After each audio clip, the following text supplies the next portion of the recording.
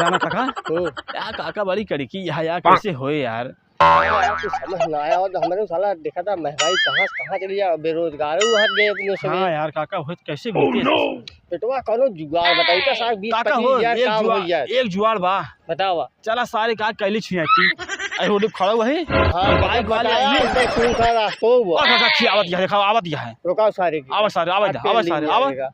आवत सारे के आज पेल देगा आज चाहे के चाहे चाहे जे कल हो, आऊं तो चाहे जे रहे ये धड़क मारे। ए रुक रहा गाड़ी बंद कर। अरे काका ये तो यार पटी दरवा निकल गया यार। अभी गरबा निकल के का भा एक सारे ऊपर ना बहुत देर हमार चढ़ी रही है, चाहे जे हो आज सारे पेल दिया।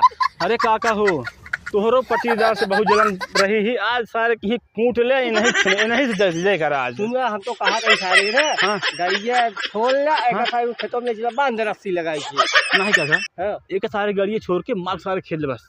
हाँ मारा सारे छोड़ पटीदार सारे तो का काका काका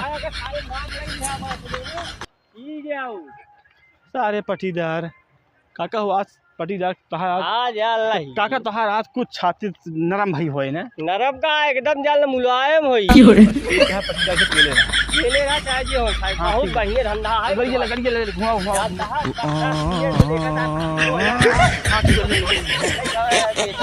ये सब क्या देखना पड़ रहा है।